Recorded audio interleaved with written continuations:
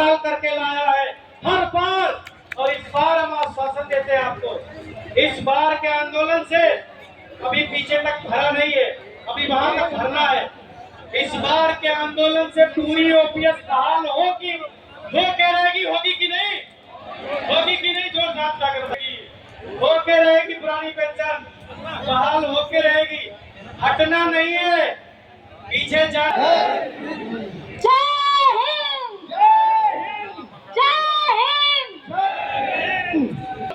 आज सब कुछ जानने की जरूरत है इस प्रदेश में और देश में क्या हो रहा है।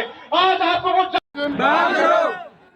सर्वप्रथम मैं आपको बताना चाहता हूं कि आज हम जनपद सहारनपुर से मिनिस्ट्रियल कॉलोनी भी सहारनपुर से आए हैं और हम आज जैसे कि आप देख रहे हैं जंतर मंतर पर यहाँ 9 तारीख में पुरानी पेंशन बहाली हेतु हमारे कई संगठन जुड़े हुए हैं, जिनमें हमारा भी आह्वान हुआ और उनके माध्यम से प्रादेशिक बॉडी जो हमारी है प्रांतीय संगठन, उन्होंने हमारा आह्वान करा, तो सबका आह्वान करा तो हम भी आए। हमारी तो भारत सरकार से यही डिमांड है कि कर्मचारी और अधिकारियों की पुरानी पेंशन बहाल की जाए। जिस प्रकार सभी नेता संवर्ग अपनी पेंशन उनकी भी सबकी है, लेकिन कर्मचारियों की आज की तारीख में नहीं है पुरानी पेंशन, ओल्ड पेंशन स्कीम जो है। तो हम सभी से यही आग्रह करते हैं हाथ जोड़कर सभी सरकार से, भारत सरकार से, राज्य सरकार से, कि आप हमारी पुरानी पेंशन बहाल करें। आपका बहुत बहुत धन्यवाद।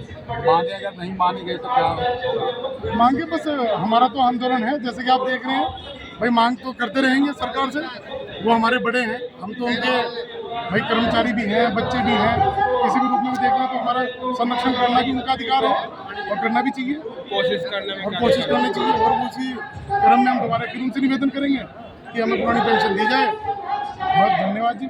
अगर घर के बड़े मलाई खा रहे हैं तो बच्चों को भी मलाई का थोड़ा हिस्सा मिलना चाहिए। जब हमारे देश के प्रधानमंत्री, मुख्यमंत्री, विधायक, मंत्री, एमपी सब पुरानी पेंशन के रूप में मलाई खा रहे हैं, तो हम छोटे कर्मचारी उनके बच्चे हैं, तो उस मलाई का थोड़ा हिस्सा हमारा भी बैठता है।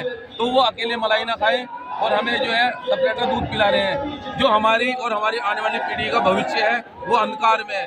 वो 5 साल के लिए विधायक बनते हैं, 5 साल के लिए मंत्री बनते हैं और पुरानी पेंशन लेते हैं। हम 40-40 साल नौकरी कर रहे हैं, 35-35 साल नौकरी कर रहे हैं, उसके बाद हमारा भविष्य क्या है? गर्त में हमारी 50% पेंशन सरकार ने की है, लेकिन हम कह रहे हैं कि हमारा जो 10% हमारी मेहनत का हमारे हर महीने हमारी तनख्वाह से कटता है, उसका क्या हिसाब है? उसका सब हिसाब खत्म कर दिया गया है। जैसे पूर्व में पुरानी सरकारों ओपीएस में हमारा 10% जो था वो मैं भी आज के हमें मिलता था। तो हमारी सबसे बड़ी मांग है कि एक तो हमारा जो अंशदान हमारा कट रहा है वो मैं भी आज के हमें वापस किया जाए। दूसरा हमारा यह है कि जो इन्होंने न्यूनतम जो सेवा रखी है 25 साल की 50% पेंशन के लिए, उसको घटा करके 20 साल किया जाए। और तीसरा हमारा है कि जो इन्होंने किया है कि 60 साल की एज पर जो पेंशन दी जाएगी, वो हमारी मांग है कि जिस दिन भी किसी का रिटायरमेंट हो, चाहे 55 साल की एज में हो, 54 में हो, 58 में हो, उसी दिन से पेंशन दी जाए। मान लिया मैं 50 साल की एज में अपना वॉलंटरी रिटायरमेंट ले लेता हूँ, मुझे पेंशन 60 साल ही मिलेगी, तो 10 साल मेरे बच्चे क्या खाएंगे? मैं दवाई कहाँ से लूँगा? मैं रोटी कहाँ से खाऊंगा? तो हमारी मांग है कि हमारा जो है जीवन बचाने के लिए सरकार हमारी ओपीएस बहाल करे। ओपीएस को ओपीएस ना कहे, एनपीएस रख दे, नरेंद्र पेंशन स्कीम कर दे या कुछ भी कर दे, लेकिन हमें पुरानी पेंशन के सारे जो है प्रोविजन हमें दिए जाए। यही हमारा भविष्य बचा सकती है, नहीं तो सरकारी कर्मचारियों का भविष्य अंधकार में है। आप देखिए बड़े शहरों में बड़ी जो प्राइवेट नौकरी कर रहे हैं, हमारी 16 साल की नौकरी हो गई, 50,000 पेंशन तनख्वाह मिल रही है। यहाँ बड़े शहरों में जो है कोई सरकारी प्राइवेट कंपनियों को क्लास 4 का कर्मचारी वो भी 50,000 नौकरी तनख्वाह ले रहा है, हमारे 50,000 मिल रहे हैं। हम बाद में क्या करेंगे? हमारे बुढ़ापे का सहारा है ओपीएस, तो हमें ओपीएस दे रहे हैं। अब ये 5 साल के विधायक बनेंगे ओपीएस, हम 40 साल नौकरी करेंगे, कुछ भी नहीं, क्या मिलेगा? टुनटुना घर जाएंगे खाली। जब हमारे पास जेब में कुछ नहीं होगा, पेंशन नहीं होगा, हमारे बच्चे हमें रोटी क्यों देंगे? वो तो हमें सड़क पे धक्के खाने के लिए छोड़ देंगे। तो ये पेंशन हमारा बुढ़ापे का सहारा है। हमारा सरकार से निवेदन है कि हमारी ओपीएस बहाल करे, यूं की तो करे, यही हमारा निवेदन है। आशा जागृत हुई है। पहले हमारे यहाँ पर जो भी नेतृत्व करता रहा कोई भी व्यक्ति ओपीएस का, उसका एक ही काम था कि वो सरकार से कभी बातें नहीं करता रहा। उसका काम है विपक्ष के घोषणा पत्र में उसको ओपीएस को डलवा देना, और जब सरकार वो पार्टी हार जाए तो फिर हम सरकार विरोधी बन जाते रहे। इसलिए मंजीत भाई जो पहली बार हमारे साथ में एक चीज हुई है कि मंजीत भाई सत्ता में जो सरकार होती है उससे ओपीएस की बात कर रहे हैं, उससे सीना लगा के ओपीएस की बात कर रहे हैं। इसलिए हमें विश्वास है कि सरकार किसी की भी हो, ओपीएस मंजीत भाई के नेतृत्व में भारत देश में लागू हो गए। सर आज आपने बताता हूँ, यूनिफाइड पेंशन स्कीम में सरकार ने ये कहा कि कर्मचारी चाहे तो अपना पूरा पैसा निकाल सकता है, लेकिन अगर वो अपना हिस्सा निकालता है, सपोज दैट कोई कर्मचारी है उसने 30 साल नौकरी किया या 25 साल से ज़्यादा नौकरी किया, तो उसको 50% पेंशन मिलेगा प्लस डीए भी मिलेगा।